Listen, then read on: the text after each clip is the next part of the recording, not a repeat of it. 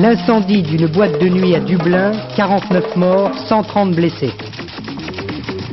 Les retours de vacances, routes sèches, circulation fluide. Invité du journal, le plus célèbre présentateur américain de télévision, Walter Cronkite. Good evening from Monte Carlo. Bonsoir de Monte Carlo. Bonsoir, ce bonsoir, c'est sans doute le bonsoir le plus prestigieux de mes confrères qui, chaque soir, de la côte ouest à la côte est des États-Unis, présentent les informations de la chaîne de télévision américaine. Ce bonsoir que vous venez d'entendre, c'est celui de Walter Cronkite, le présentateur vedette de toute l'Amérique. Walter Cronkite, cette popularité est telle que je n'en veux pour preuve que 2 sondages qui ont quelques années d'écart mais qui représentent à peu près les mêmes résultats. En 1972, un sondage a été fait aux États-Unis. On a demandé quelle est la personne en laquelle vous avez le plus confiance. Et les réponses ont été les suivantes. 73% Walter Cronkite et 57% seulement le président Nixon qui alors était au fait de sa gloire. Et puis un deuxième sondage, celui-ci date de l'automne. On avait posé à peu près la même question aux Américains et ils avaient répondu à la question en qui avez-vous le plus confiance. Il y avait Dieu, bien sûr, qui venait tout de même en tête avant Walter Cronkite. Et puis tout de suite après Cronkite. Et puis en troisième position seulement le président Carter qui était toujours à l'époque à la tête des États-Unis. Alors à votre avis, Walter Cronkite, c'est une question qui met en cause votre modestie, mais pourquoi cette confiance des Américains? Parce que vous êtes depuis 19 ans maintenant le présentateur de la télévision américaine? What do Americans have in common with what? Qu'est-ce que...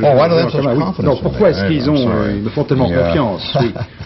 C'est une bonne question, je voudrais bien le savoir. Je crois qu'il n'y a pas de formule, franchement. Parce que je travaille effectivement pour une chaîne qui est quand même qui a une grande réputation, la CBS. J'ai la chance donc de présenter les informations et ça fait 20 ans que je le fais, donc il y a une sorte d'accumulation de confiance qui joue. C'est la seule raison, il n'y en a pas d'autre.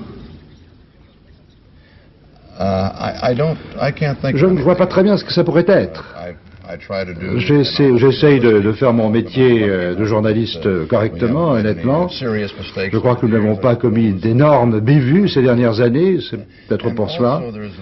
Et puis il y a quand même une chose, n'est-ce pas, les journalistes, un journaliste qui a affronté le public pendant si longtemps le sait. Nous, les journalistes, nous essayons au fond nous ne vendons rien, Donc finalement, c'est normal que les gens aient confiance en nous. Nous ne prenons pas parti dans un conflit politique quel qu'il soit. Nous essayons simplement de donner les informations telles qu'elles sont, les faits. Donc je crois qu'au fond, ils ont raison d'avoir confiance dans les journalistes, et j'en suis. Nous ne sommes donc pas, nous, obligés de mentir. Non, certainement pas. Surtout, nous ne devons pas mentir. Il n'en est pas question, parce qu'autrement, évidemment, on n'aurait pas du tout confiance en nous. Bien, Monsieur Cronkite, je vais vous inviter à participer à ce journal d'Antenne 2 ce soir, et on va commencer tout de suite par une information qui vient de tomber à l'instant et qui risque d'avoir des conséquences très graves. En fait, on vient en effet d'apprendre à l'instant que dans la région de Naples, une secousse cet après-midi a été répertoriée 7 à 8 degrés sur l'échelle de Mercalli, celle du 23 novembre, qui avait fait plusieurs dizaines, centaines, milliers de morts dans cette même région, avait été de 9 à 10 degrés. Il faut donc s'attendre à des conséquences très graves et peut-être à nouveau des morts. Je pense qu'on aura peut-être d'autres informations d'ici à la fin de ce journal. Commençons donc maintenant le déroulement normal de l'actualité d'aujourd'hui. Et l'actualité d'aujourd'hui, c'était d'abord ici le Festival international de télévision de Monte-Carlo. En compétition ici des dramatiques, mais aussi des documents d'actualité. Parmi ces documents d'actualité, certains viennent d'être primés ce soir. Et le premier prix, on va commencer par lui, dans l'actualité, a été attribué dans la catégorie information à un document de la chaîne de télévision hollandaise ONS. Vous vous rappelez sans doute l'an dernier, au Salvador, l'assassinat de Monseigneur Romero. Et quelques jours plus tard, le carnage qui avait présidé à ses obsèques dans la cathédrale de la capitale du Salvador. C'est ce reportage qui a été officieusement encore ce soir primé.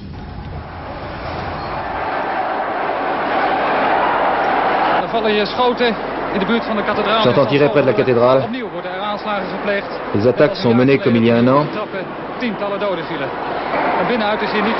Je ne sais pas ce qui se passe dehors, les bombes explosent continuellement. Il y a beaucoup de coups de feu. Il y a des centaines de milliers de personnes qui occupent le square. Ce seront les victimes d'aujourd'hui.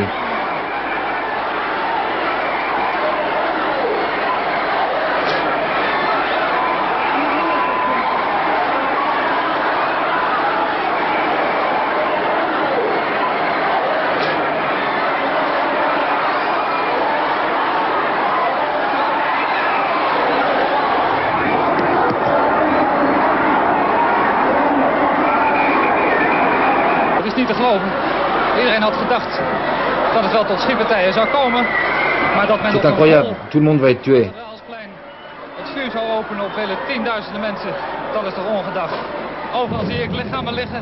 Je vois les corps partout. De nouveau des tirs de grenades. Les gens courent de tous les côtés.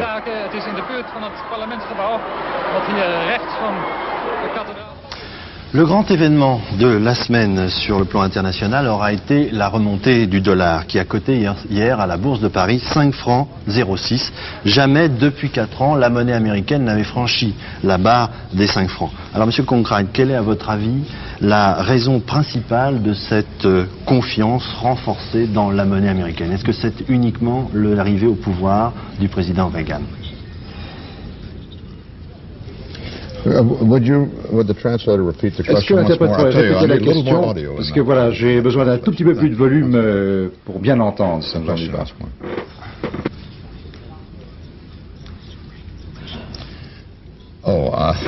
Oui. Écoutez, je ne suis pas économiste, je suis journaliste et je dis ce que d'autres m'apprennent finalement.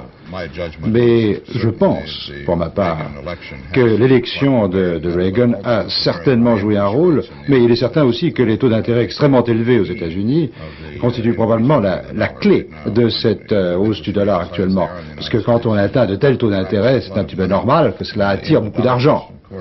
Beaucoup de gens, par conséquent, qui achètent des dollars. Je crois que c'est probablement là la raison principale. Nos taux d'intérêt sont élevés sans doute à cause de la réaction de l'élection de Reagan, mais il faut dire que cette hausse des taux d'intérêt avait commencé avant l'élection de Reagan. Donc tant que les taux d'intérêt sont élevés, le dollar coûtera cher. 49 morts, c'est le dernier bilan, et plus de 130 blessés, c'est le dernier bilan de l'incendie qui, la nuit dernière, a ravagé un dancing de Dublin, en Irlande, où s'entassaient plus de 2000 personnes venues là pour le dancing de la danse de la Saint-Valentin. Pour l'instant, les enquêteurs pensent plutôt que l'incendie serait d'origine accidentelle. François Cornet. Ces armatures métalliques, ces rangées de chaises calcinées rappellent étrangement les ruines du 5-7 de Saint-Laurent-du-Pont, dans lesquelles 146 personnes avaient trouvé la mort il y a une dizaine d'années durant la nuit de la Toussaint. Ce sont encore des jeunes gens qui ont péri à Dublin dans les mêmes circonstances. Un incendie, la panique, des issues de secours comme souvent en pareil cas non conformes à la réglementation, des décors inflammables et des centaines de clients prisonniers du piège en feu. Les premiers éléments de l'enquête écartent en effet l'hypothèse d'un incendie criminel. Mais au-delà de ce drame en Irlande, l'éternelle question est une nouvelle fois posée. Pourquoi 2000 personnes entassées dans un local certes vaste, mais équipé de mauvaises issues de secours? Pourquoi des décors inflammables? Pourquoi tous ces morts? 613 à travers le monde dans des tragédies similaires de dancing ou de boîtes de nuit.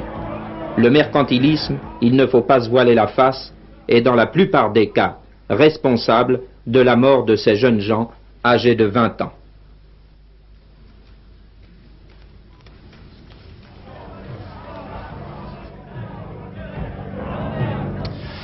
On a appris aujourd'hui qu'une rencontre secrète a réuni jeudi soir à Bonn, en Allemagne fédérale, les ministres des Affaires étrangères anglais, allemands et français. Monsieur Jean-François Poncet, le ministre des Affaires étrangères français, doit d'ailleurs lui-même se rendre aux États-Unis la semaine prochaine pour rencontrer pour la première fois le nouveau président Reagan.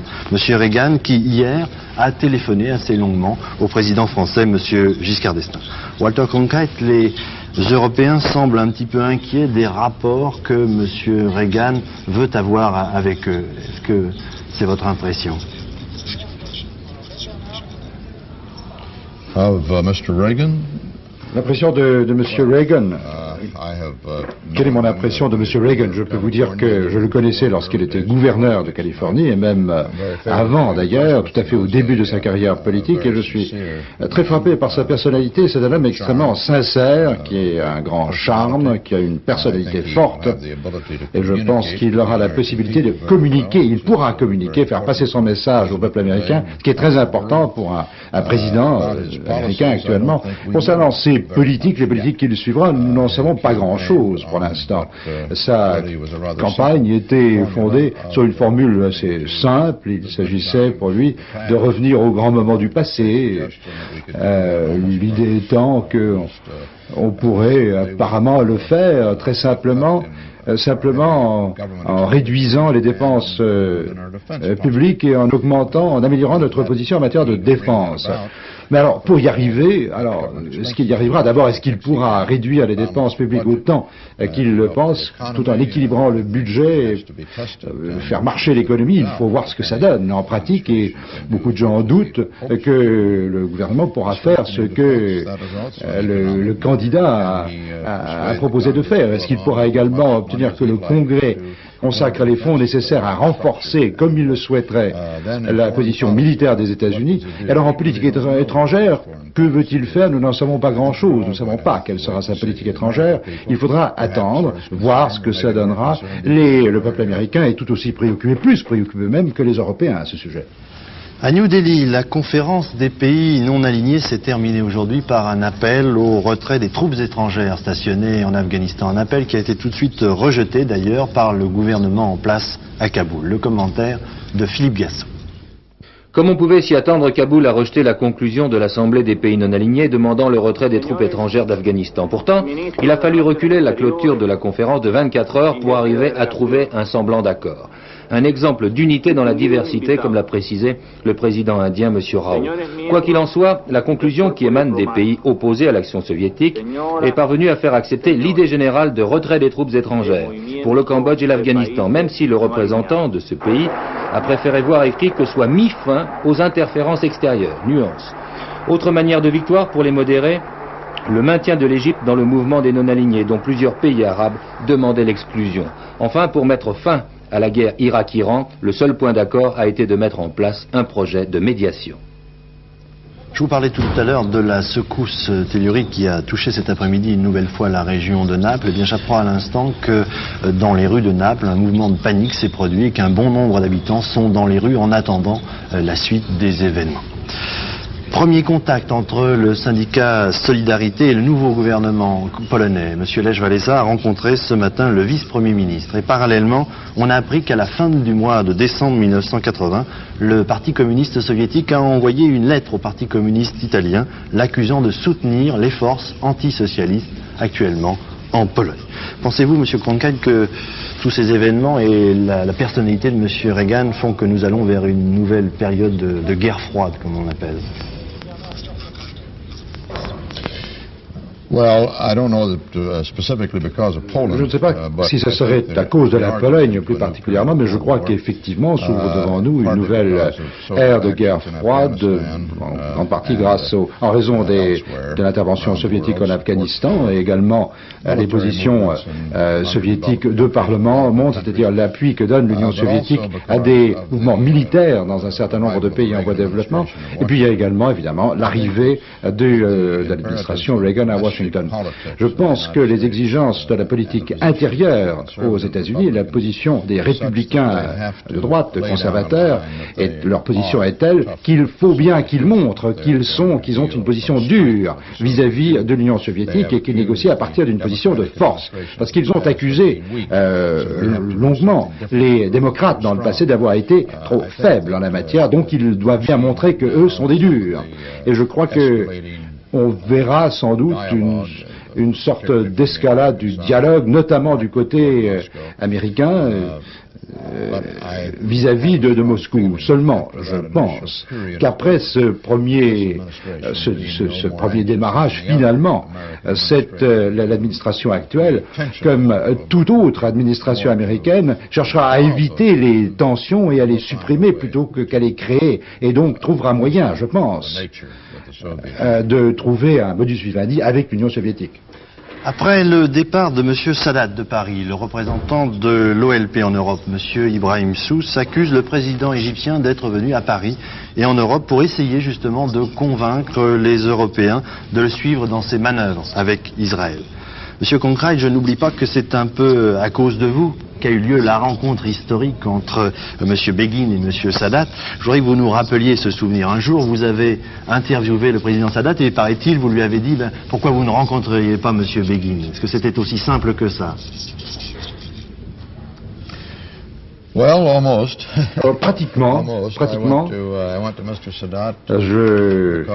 J'étais allé voir M. Sadat parce que, à plusieurs reprises, au cours des 10 années précédentes, il m'avait dit qu'il était disposé à aller à Jérusalem, et chaque fois que j'avais l'impression d'avoir un scoop, je lui posais la question en disant quand est-ce que vous y allez? Il m'a dit lorsqu'il y aura la paix. Et donc c'était un certain mercredi, le Parlement avait envisagé ce départ à Jérusalem, et seulement personne ne lui posait la question finalement. Alors donc à lundi matin, la télévision après le week-end, personne n'avait posé la question est-ce que vous y allez? Et moi je pensais qu'en lui posant la question, il me répondrait toujours la même réponse, eh bien quand il y aura la paix. Eh bien cette fois-là, ils ont dit, dès qu'ils sont retirés aux frontières de 67, etc., un certain nombre de conditions. Il a donné ses conditions pour le voyage à Jérusalem.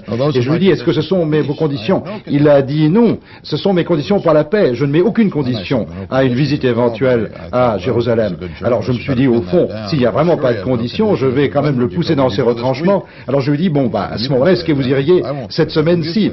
Est-ce que vous pouvez le dire? Oui, moi je veux bien le dire, a dit Sadat. Je veux bien y aller cette semaine. Est-ce que je peux le dire? Et je dis oui, m'a-t-il dit. Donc ça va finalement très très vite. Mes réactions sont relativement rapides, je veux bien, mais les journalistes sont également rapides aussi. Donc les téléphones ont fonctionné immédiatement, et au bout de quelques instants, c'est Begin, on a téléphoné à Begin, et on a dit à Begin, eh bien, Sadat dit qu'il peut venir dans la semaine. Est-ce que vous voulez bien le recevoir? Et voilà, ça a été fait. C'est le plus beau scoop de votre carrière, M. Cronkite? Je pense que oui. En tout cas, de cet acabit-là, en tout cas. Mais je voudrais quand même ajouter un mot, si vous me le permettez. Certains ont dit que nous étions, au fond, de faire de la diplomatie télévisée. Non, ce n'est pas de la diplomatie télévisée. Et je peux vous raconter, ça s'est passé exactement comme je l'ai raconté. C'était du journalisme. Il n'y avait pas d'action diplomatique.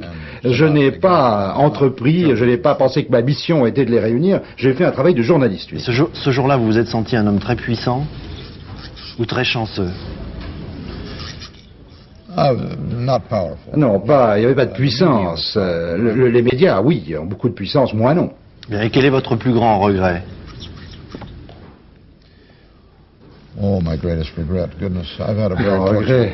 J'ai eu beaucoup de chance tout au long de ma vie, et franchement, je suis un homme heureux. Sans doute, mon principal regret, c'est le fait que je n'ai pas pu interviewer Staline et Mao Tse-tung, peut-être. Le pape Jean-Paul II part la semaine prochaine aux Philippines pour un voyage de plusieurs jours. Un moment où à Manille, l'armée s'oppose violemment aux rebelles musulmans. Le commentaire de Philippe Gassou. 3 jours avant l'arrivée du pape Jean-Paul II aux Philippines, plusieurs centaines de personnes sont descendues dans la rue pour manifester leur hostilité au régime du président Marcos. Parmi elles, des prêtres et des religieuses ont dénoncé la répression et demandé la libération des prisonniers politiques. Dans le sud du pays, ce sont les séparatistes musulmans qui sont violemment passés à l'action en massacrant un bataillon entier de l'armée régulière. 118 militaires ont été tués.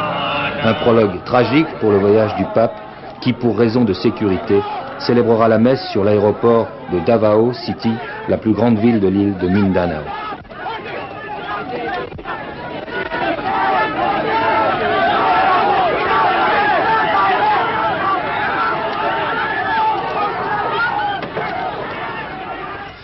Un membre présumé de l'ETA basque, M. José Arrigui, est mort à l'hôpital de la prison de Madrid aujourd'hui des suites d'un interrogatoire qui avait duré 9 jours. Transporté jeudi à l'hôpital de la prison de Madrid, les médecins ont découvert sur lui des traces d'hématomes sur le torse, sur les bras et sur les cuisses.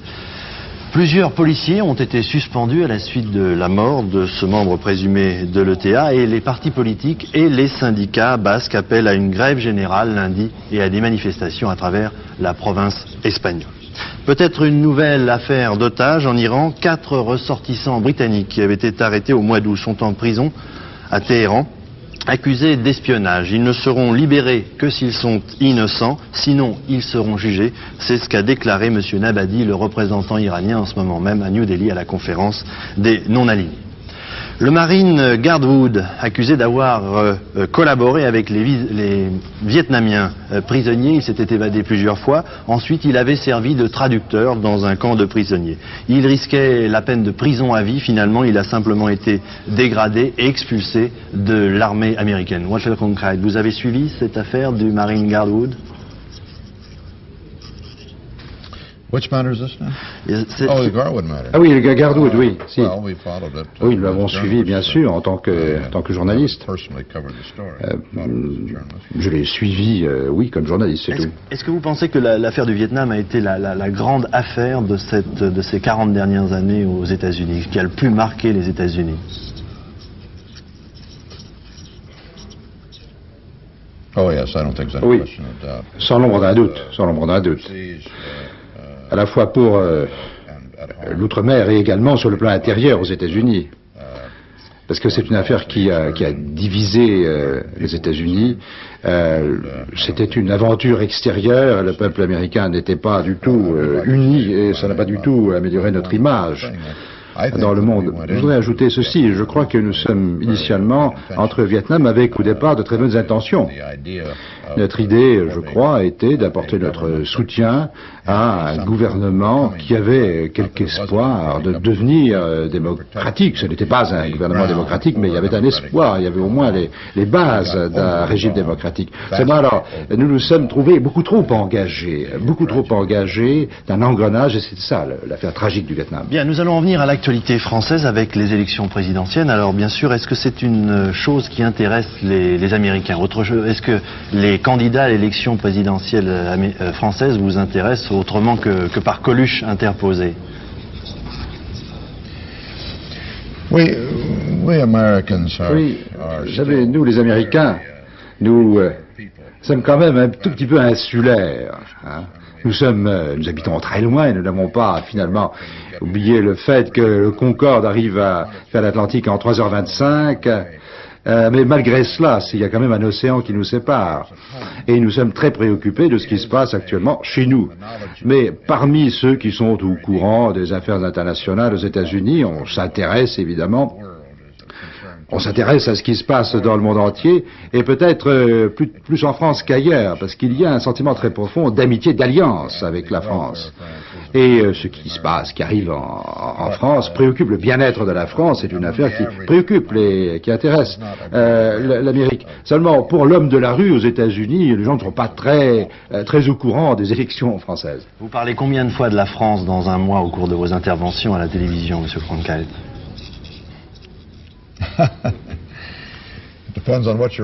Ça dépend de ce que vous fabriquez, bien sûr. Ça dépend de vos activités du moment. Non, la moyenne, franchement, j'en ai absolument aucune idée. Lors des élections, lorsque le moment approche, là, je pense que pratiquement tous les jours, on en parlerait au cours de la dernière semaine, avant le jour fatidique.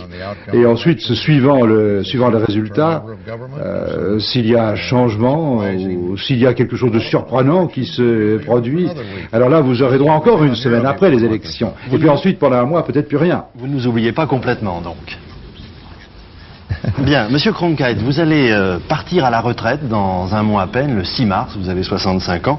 Est-ce que vous n'êtes pas un peu désespéré de quitter vos téléspectateurs? Est-ce que vous n'êtes pas comme le héros du célèbre film Network qui pense à se suicider parce qu'il ne passe plus à la télévision?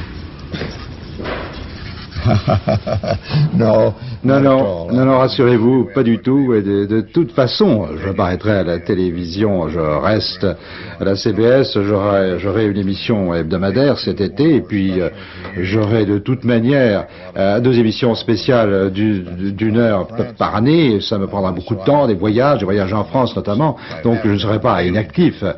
Alors oui, ça fait 45 ans que je suis un journaliste quotidien, et là, ça me manquera, bien sûr. Monsieur Cronkite, merci beaucoup d'avoir été notre invité ce soir. Je voudrais en revenir maintenant à la politique française que j'abordais tout à l'heure, avec le voyage de François Mitterrand. François Mitterrand qui termine son séjour en Chine.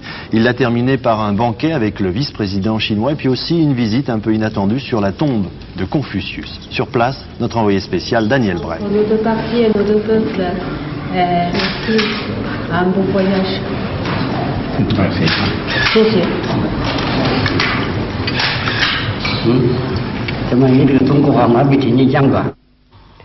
Devait-on voir ou non une intention politique dans le circuit méditatif choisi par François Mitterrand? Sa visite à Choufu, province du Shandong, à 600 km de Pékin, là même où naquit, il y a 25 siècles, Confucius, ce sage qui enseigna entre autres l'art de gouverner, n'était-elle vraiment que le fruit du hasard? Pas tout à fait tout de même, puisque le candidat socialiste à l'Élysée avait veillé à ne pas mettre ses pas dans ceux du président Giscard d'Estaing. Mais le leader socialiste innovait doublement, puisqu'il était la première personnalité occidentale depuis 15 ans à visiter cette région. Il fut lui-même étonné de l'ampleur et de la richesse des palais, temples et tombes édifiés sur des hectares dans cette bourgade de 20 000 habitants. S'intéressant à l'architecture des 9 cours successives cernées de tours en bois, somptueusement décorées et coiffées de tuiles vernissées, il s'attarda sur les détails allégoriques des colonnes du plus grand des bâtiments où enseigna Confucius. Auteur de pensées telles que ceux qui partent trop tôt n'arrivent jamais, le philosophe a été la victime posthume de la fameuse bande des 4. Malgré l'hostilité des habitants de Choufu, armés de bâtons, une célèbre garde rouge, actuellement en prison à Pékin, détruisit une série de statues et d'œuvres d'art. Réhabilité officiellement depuis 2 ans, Confucius reçoit à nouveau les hommages et devant sa tombe, dans l'immense bois des Kongs, il est d'usage de lire quelques-uns de ses préceptes. Son entourage avait choisi celui-ci. Celui qui parle trop agira difficilement. Mais François Mitterrand a dit « Je ne suis pas ici, je vous le rappelle, pour parler de politique intérieure ». Nous continuons la page politique de ce journal avec à Saint-Maur, dans la banlieue parisienne, une réunion de soutien à la candidature de Michel Debré, une réunion de l'Union gaulliste pour la démocratie, c'est-à-dire les gaullistes de gauche. Cela a été l'occasion pour Olivier Guichard de déplorer qu'il y ait plusieurs candidats se réclamant du gaullisme.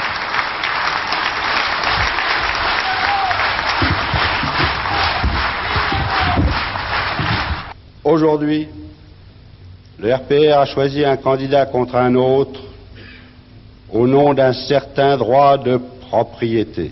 Je laisse de côté les conséquences sur l'image même du gaullisme, car le sujet m'inclinerait à la tristesse. Je préfère retenir la conséquence sur l'image de Michel Debré. Il sera bien, lui, à l'évidence, et jusqu'au bout lui-même, un homme libre, le seul sans parti, un homme qui ne parlera pas au nom du quart de la France à un autre quart de la France, mais de ce qu'a à dire la France à tous les Français. Pour sa part, Bernard Ponce, le secrétaire général du RPR, a expliqué aujourd'hui à Dijon que la candidature de Jacques Chirac ouvrait une 3e voie entre la fatalité d'une reconduction de l'incapacité et la fatalité de l'aventure. Bernard Ponce, pendant ce week-end, a entamé une sorte de tour de France préparatoire à la campagne de Jacques Chirac. Il était hier soir à Nancy. Jacques Chirac, et nous sommes persuadés d'ailleurs que dans les jours et dans les semaines qui viennent, le courant qui supporte cette candidature va aller en grossissant. Et qu'au terme d'un voyage de quelques jours, il n'y aura plus qu'une seule candidature. Vous pouvez en prendre l'engagement parce que ni Michel Debré ni Madame Garot n'ont l'intention de se retirer. Je ne peux pas prendre l'engagement à la place des autres. Je dis que c'est mon sentiment. Et vous avez quand même de bonnes raisons de le croire. J'ai de bonnes raisons de le penser. Le CDS a réuni à Paris aujourd'hui son conseil politique en présence de plusieurs ministres, dont messieurs Barrot et Mehengri. Résumé simple des débats, soutien à Valéry Giscard d'Estaing s'il se présente. M. Bernard Stasi a d'ailleurs dressé un bilan de septennat. Enfin, rappelons-le, c'est à nous à le rappeler, que tout au long de ce septennat, le président de la République n'a pas pu s'appuyer, contrairement à ses prédécesseurs, sur une majorité fidèle et cohérente, et qu'il n'a pas pu s'appuyer sur une majorité ouverte et réformatrice qui lui aurait permis d'aller plus loin, qui lui aurait permis d'aller jusqu'au bout de ses desseins.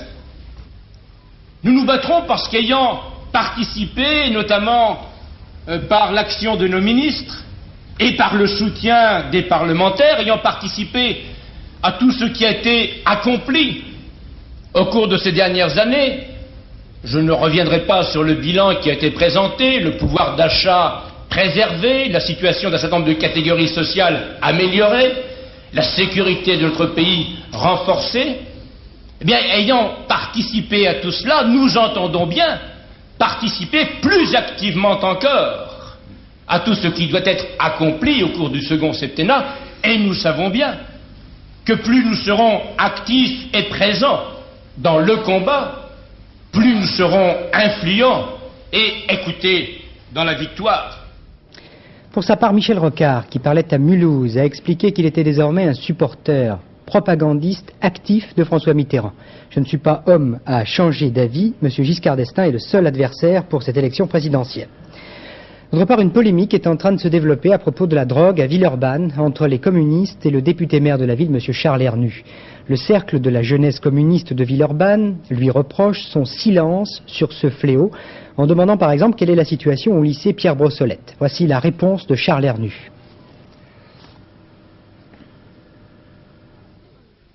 Et le Parti communiste se permet, comme à Montigny-en-Corneille, de dire que j'ai pratiqué dans cette affaire un certain laxisme. Le Parti communiste aurait mieux fait de se taire. Car dès le mois d'octobre 1979, je demandais à monsieur le préfet de police de bien vouloir faire une enquête sur les problèmes de drogue à Villeurbanne. Or, je vous signale que ici, dans l'agglomération lyonnaise, il y a la police d'État. Il y a un préfet de police. Ce n'est pas le maire qui a les pouvoirs de police. Eh bien, malgré cela, j'ai demandé au préfet de police une enquête sur ce qui se passait autour de ce lycée Brossolette que l'on met injustement et sans preuve en cause. Et le préfet de police me répondait, voici la lettre, le 21 janvier 80, que cette affaire était suivie, que des contacts étaient pris avec le proviseur. Voilà le fait. Alors, revenons à l'essentiel. Le Parti communiste fait là une provocation politique grossière à cause de la campagne présidentielle contre un maire socialiste. Et moi je veux dire qu'ils me font rigoler. Parce que quand j'entends M. Marchais demander s'il y aura des ministres communistes dans un gouvernement éventuel à direction socialiste, je dis que s'ils veulent y arriver à ça, eh bien, il faut qu'ils commencent par changer de méthode à Villeurbanne comme ailleurs. Voilà, avant de repasser la parole à Daniel Bilalian, un résumé très rapide des principales autres nouvelles de la journée. La météo d'abord. Beau, sec et froid sur l'ensemble de la France pendant tout le week-end. Pas de problème sur les routes, le chassé-croisé pour la rentrée des vacances de février, au moins pour une partie de la rentrée jusqu'à maintenant. Circulation fluide sur l'ensemble des routes françaises avec quelques tout petits bouchons dans la région lyonnaise, mais cela devrait se dissiper dans la soirée. Les résultats de football pour les 32e de finale de la Coupe de France. Les vainqueurs de la soirée sont Poissy qui a éliminé Toulouse, Nancy qui a battu le Morne Rouge, Monaco qui a battu Béziers et Metz qui a battu Saint-Chamond. Et puis rapidement également les pronostics de Pierrette-Bresse pour le tiercé de demain. Vous devriez avoir un panneau qui va apparaître sur votre écran maintenant. Le voici, 5, 7, 1, 2, 3, 10, 13, 14, on ne peut pas aller plus vite. Daniel Bilalian, c'est à vous maintenant pour terminer le journal. Simplement, voilà, non, Daniel, oui, si je peux ajouter, nous venons d'avoir des précisions à propos du tremblement de terre en Italie. Vous avez dit tout à l'heure qu'il y avait eu la panique à Naples. Cela a été confirmé par notre envoyé spécial permanent à Rome, Victor Vraman. En revanche, nous avons une information qui est relativement rassurante. Il n'y a pas de victimes pour l'instant après ce séisme qui a secoué le sud de l'Italie. Bien, merci Gérard. Je pense que de toute façon, nous aurons des images, nous en attendons d'un moment à l'autre et qu'au cours du dernier journal que vous présenterez, Gérard Rolls, tout à l'heure, nous pourrons faire le point sur ce nouveau tremblement de terre dont je vous parlais tout à l'heure et qui a donc à nouveau touché le sud de l'Italie. Ce journal en direct du Festival de télévision internationale de Monte-Carlo se termine. Je vous souhaite simplement une excellente soirée sur Antenne 2 et je vous dis à demain. Bonsoir.